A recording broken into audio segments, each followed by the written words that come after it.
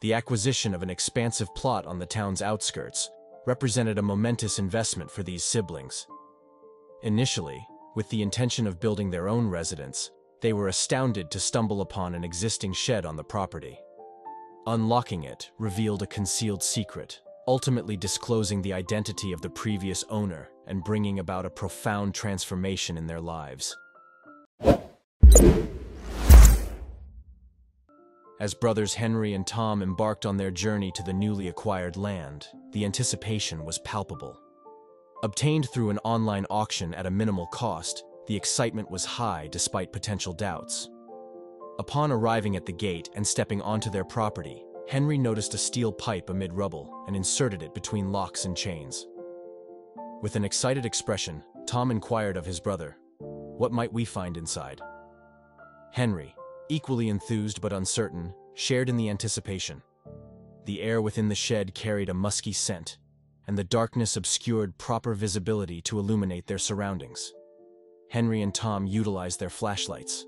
Mold had taken hold of some empty cabinets, and the shed's interior was shrouded in vegetation. However, their curiosity heightened upon discovering something intriguing at the back of the weathered structure. In the right corner of the worn-down building, several large boxes awaited exploration. Some were equipped with hanging locks resembling those on the shed, albeit smaller, while others lacked locks altogether. "What unique treasures might lie within?" Tom exclaimed joyfully as they lifted the boxes into the open. Once outside, the time had come to unveil their intriguing discoveries, and their contents substantiated their curiosity. The boxes housed documents, an intricate blue blueprint, and photographs portraying a man and his family. These weren't merely aged images. They were black and white snapshots featuring a mustachioed man, a corseted woman, and a young girl clutching a peculiar doll. "These must be the original owners," Henry declared in sheer amazement. Delving into the items once more, eager to uncover the identities of the mysterious figures, Henry made a significant discovery on the blueprint. However, what truly captured his attention was a detail scribbled in the corner. The blueprint featured meticulously drawn, perfectly straight lines, indicating months of careful creation.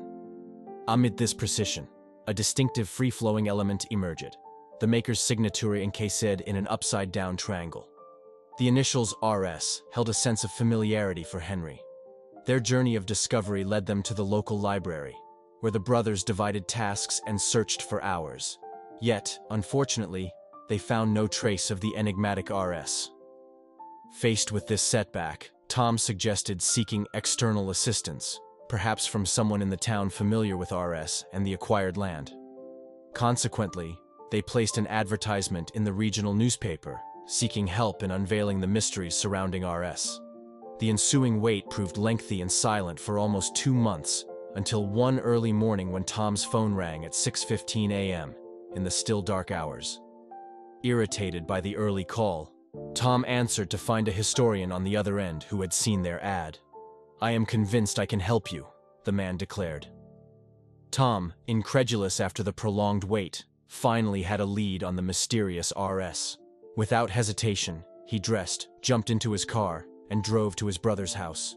Persistently ringing Henry's doorbell at 6:45 a.m., Tom's explanation about the historian's call caused Henry's eyes to light up. "What are we waiting for? Let's go!" Tom exclaimed, and the two brothers embarked on the next chapter of their quest. The duo hopped into Tom's car and drove to the historian's workplace.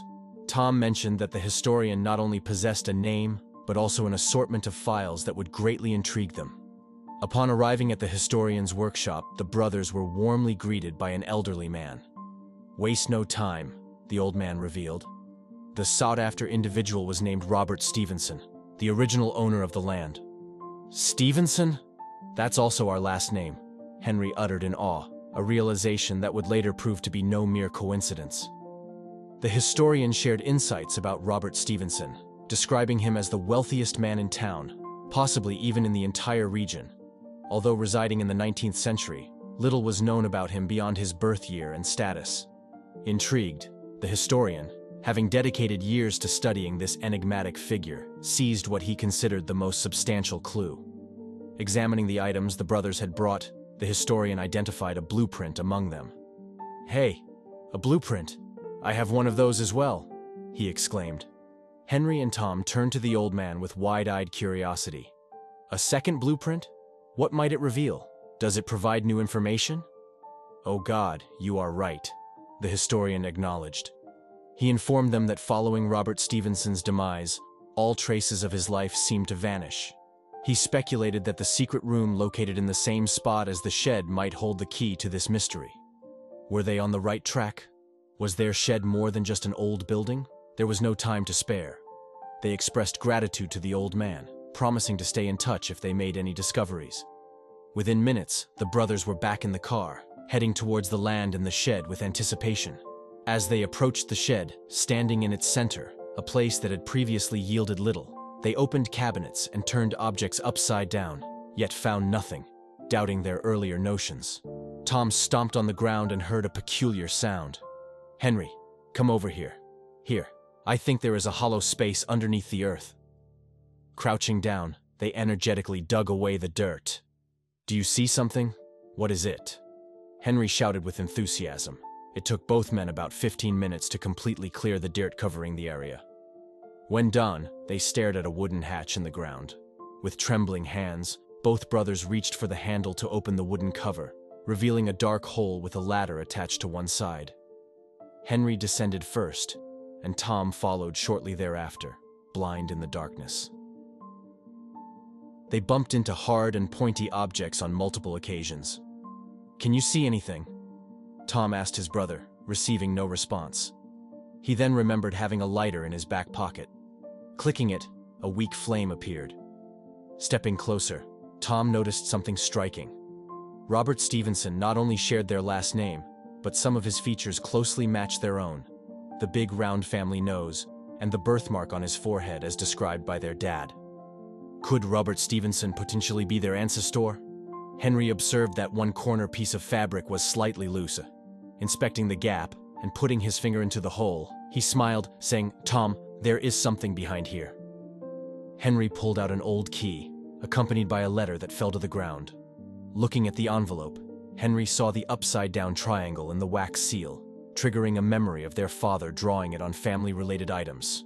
Opening the letter, he read, "If you find this secret room in my letter, you are a direct descendant of my bloodline and, with that, you are entitled to all my family's riches.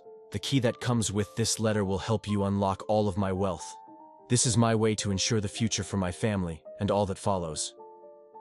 Henry and Tom marveled at the key and soon discovered an old iron chest. The key fit perfectly, and upon opening it, tons of golden and silver coins emerged. Shocked by their discovery, they hugged and transported the heavy chest to their car. Telepathically knowing what to do, they decided to use Robert Stevenson's blueprints to rebuild the old family home, a tribute to his legacy and a wonderful place for them to reside. 2 years passed, during which they painstakingly recorded every detail, paying tribute to R.S. They also painstakingly rebuilt the secret room, verifying their connection through the historian's family research. They achieved excellence, as the historical house had now become their cherished home.